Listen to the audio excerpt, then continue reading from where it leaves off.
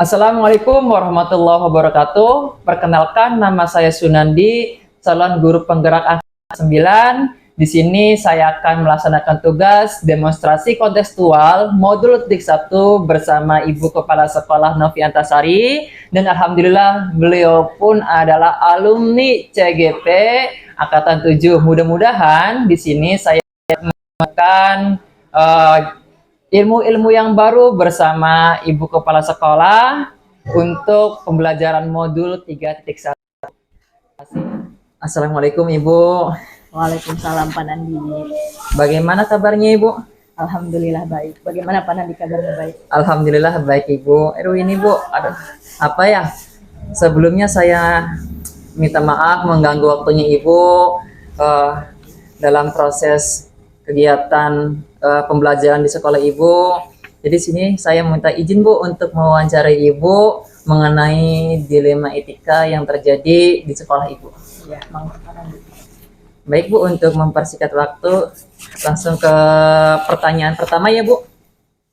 Gini Bu, nih selama ini bagaimana Ibu dapat mengidentifikasi kasus-kasus yang merupakan dilema etika atau bujukan moral Bu? Ya, baik Pak Nandi. Kalau menurut saya sendiri, untuk mengidentifikasi kasus dilema etika atau bujukan moral, menurut saya dan yang pernah saya pelajari juga, kasus dilema etika itu di mana di situ ada kebenaran lawan kebenaran. Dan kemudian apabila kasus bujukan moral, di situ ada benar lawan salah. Jadi misal contohnya kasus dilema etika, ada siswa yang masih kurang lancar membaca, di Calistung juga masih kurang lancar, kemudian dia itu sudah kelas tinggi. Nah, kemudian ada peraturan juga di Dinas Pendidikan apabila siswa itu harus 100% tuntas naik. Ya. Jadi di situ itu ada dilema di mana kedua-duanya itu benar, ya. Kan kita kalau misalkan menaikkan siswa tersebut juga ada beban moral, karena misalkan siswa tersebut naik, nanti ada warisan di kelas 6 siswa tersebut masih tidak bisa membaca. Kemudian kalau misalkan kita juga tidak menaikkan, siswa tersebut nanti ada dampaknya ke siswanya. Dampaknya apa? Nanti siswa tersebut malu ke sekolah, malah nanti akan mogok ke sekolah. Ya, jadi dua-duanya itu bimbang naik atau tidak.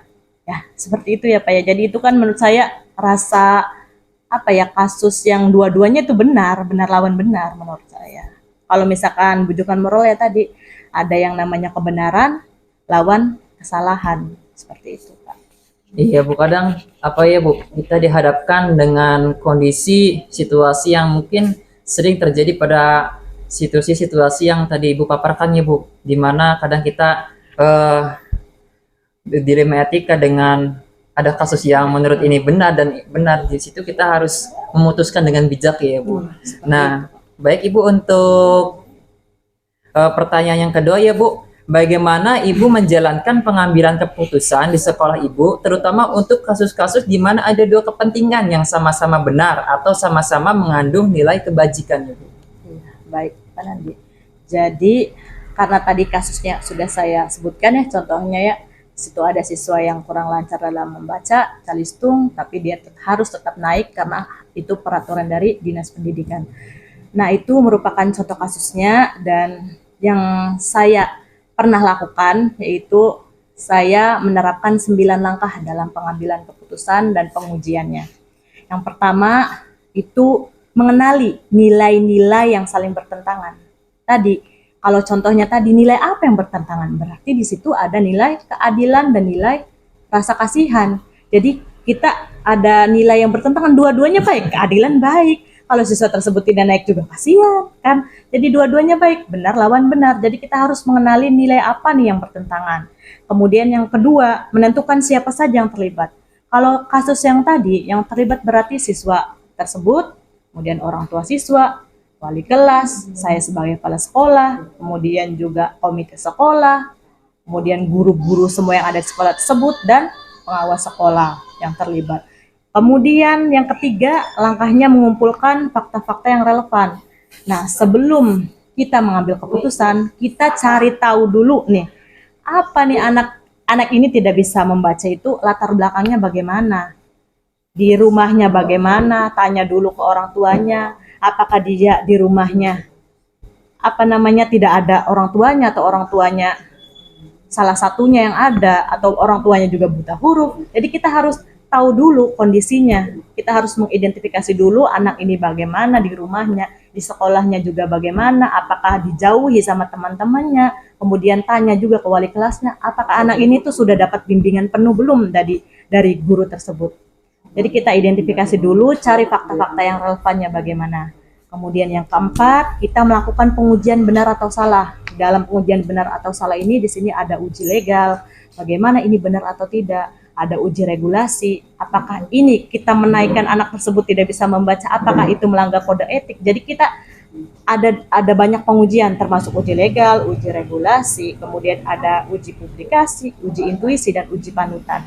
Kalau uji intuisi itu tadi, karena walaupun peraturannya kadang bagaimana gitu kan, kita harus ada rasa empati, harus ada rasa kasihan bagaimana, seperti itu. Kemudian uji panutan, kita harus tanya, kita sebagai guru, sebagai kepala sekolah, panutan kita itu siapa, atasan kita itu siapa. Kita bisa tanya bisa ke pengawas sekolah, atau kita bisa langsung ke dinas pendidikan menanyakan mengenai kasus ini, seperti itu. Lanjut, yang kelima, kemudian ada pengujian benar lawan benar. Tadi sudah saya sebutkan, karena dua nilai tersebut sama-sama benar, yang dimana ada rasa kasihan versus rasa keadilan. Langkah yang keenam, melakukan prinsip resolusi. Prinsip resolusi ini di sini ada paradigma berpikir. Yang saya lakukan dalam kasus ini yaitu paradigma berpikir berbasis rasa peduli. Jadi care based thinking. Di sini harus melakukan adanya rasa peduli, karena kalau misalkan kita tidak peduli terhadap siswa tersebut, dampaknya tadi siswa akan mogok sekolah, dijauhi oleh teman-temannya, malu, seperti itu. Kemudian yang ketujuh, investigasi opsi trilema. Jadi ketika kita mengambil keputusan, kita kan harus buat ya keputusan itu. Misalkan takutnya yang pertama keputusan kita salah, kita harus buat keputusan yang kedua. Jadi harus ada plan A, plan B, plan C. Jadi kita harus ada minimal ada tiga opsinya. Solusi dari kasus yang tadi. Kemudian yang kedelapan, membuat keputusan tadi dari opsi 3 tadi, kita harus ambil satu opsi. Berdasarkan apa? Berdasarkan hasil rapat bersama guru, dan berdasarkan kita juga tanya ke pengawas. Jadi kita harus membuat keputusan tadi berdasarkan rapat pleno dan yang lain-lain. Kemudian setelah membuat keputusan, jangan hanya sampai situ, karena masih ada langkah yang ke-9, yaitu merefleksikan kembali bagaimana keputusan yang sudah kita ambil ini, apa dampaknya kepada anak tersebut. Jadi kita harus merefleksikan kembali dampaknya bagaimana, seperti itu. Iya Ibu, sangat luar biasa, Ibu sangat terperinci ya Bu. Untuk pengambilan keputusan yang Ibu paparkan tadi dengan menggunakan 9 langkah pengambilan keputusan Ibu, itu luar biasa Ibu, prosedurnya sangat terperinci. Baik Ibu, untuk pertanyaan selanjutnya ya Bu, hal-hal apa saja yang selama ini Ibu anggap efektif dalam pengambilan keputusan pada kasus-kasus dilema etika Ibu? Menurut saya hal yang paling efektif itu menggunakan 9 langkah dalam pengambilan keputusan tersebut yang sudah saya jelaskan tadi. Yang pertama dari yang mengenali nilai apa saja, kemudian ada pengujian uji legal, uji regulasi, uji panutan, kemudian sampai langkah yang terakhir direfleksikan kembali keputusannya. Itu menurut saya sudah paling efektif, karena kita melalui berbagai macam runtutan dalam melaksanakan pengambilan keputusan. Menurut saya paling efektif.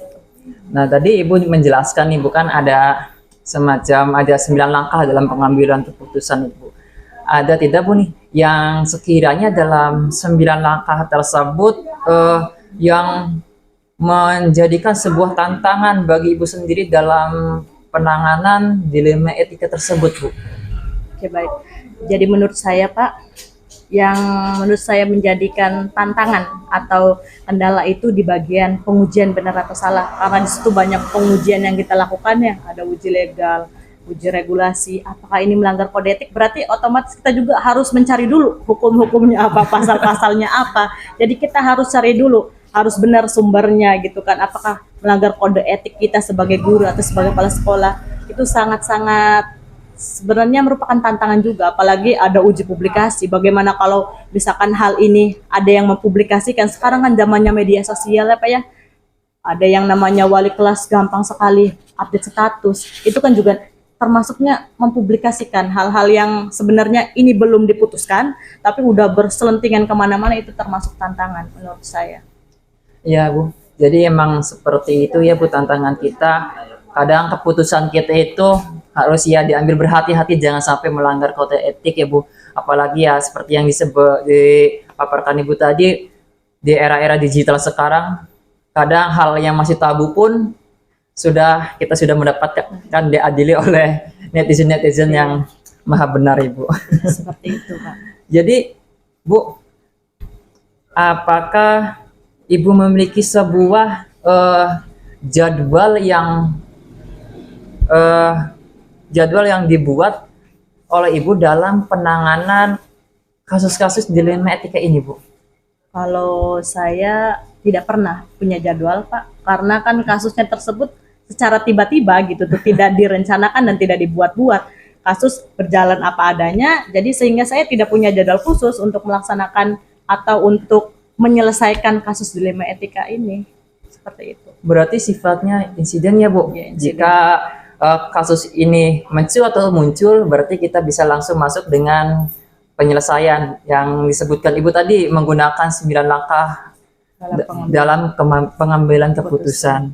Nah, Bu, kira-kira nih Bu, adakah seseorang atau faktor-faktor apa yang selama ini mempermudah atau membantu Ibu dalam pengambilan keputusan dalam kasus-kasus dilema etika Ibu? Ya, baik. Sebagai kepala sekolah, yang menjadi faktor untuk atau seseorang atau faktor yang membantu ya, intinya ya sesama antara kolaborasi bersama guru, bersama komite sekolah, bersama wali murid, bersama pengawas sekolah, antara ya jadi adanya kolaborasi dan kerjasama itu Pak. Itu yang menjadi faktor-faktor dalam pengambilan keputusan secara efektif, itu adanya kerjasama antara guru, antara komite sekolah, wali murid dan pengawas sekolah dan dinas terkait. Ya, kadang ya Bu, kita atau Ibu sebagai pemimpin kan kadang yang lebih tahu kan ya wali kelasnya, bagaimana perkembangan siswanya, atau lebih terperinci lagi masalah yang terkait dalam kasus tersebut, kadang orang terdekatnya yang tahu ya Bu. Kita harus melibatkan banyak orang sehingga kita dapat bijak dalam pengambilan keputusan seperti itu ya Bu. Nah Bu, untuk pertanyaan terakhir nih Bu, pertanyaan pamungkas nih Bu. Dari semua hal yang telah disampaikan, pembelajaran apa yang dapat Ibu petik dari pengalaman Ibu dalam mengambil keputusan dilema etika? Pengalaman yang saya ambil itu bahwa pentingnya bekerja sama dengan rekan sejawat, dengan guru-guru, itu sangat-sangat penting yang namanya bekerja sama dan berkolaborasi dengan guru, dengan pengawas, dengan pihak terkait, terutama kayak komite sekolah dan wali murid. Itu adanya kerjasama, itu hal-hal yang sangat hal yang sangat penting lah yang harus kita lakukan, itu adanya kerjasama. Kemudian yang saya ambil juga 9 langkah dalam pengambilan keputusan tersebut juga harus dilaksanakan agar kita tidak bingung dalam mengambil keputusan. Di antara tadi kan ada kasus antara benar dan yang benar, kita kan bingung ya, yang mana yang benar, dua-duanya benar gitu tuh. Ketika kita melaksanakan 9 langkah pengambilan keputusan, jadi kita bisa menemukan keputusan yang terbaik dari opsi-opsi keputusan tersebut. Jadi kita bisa memilih satu gitu tuh yang terbaik, karena kita sudah melaksanakan 9 langkah dalam pengambilan keputusan ya, seperti itu.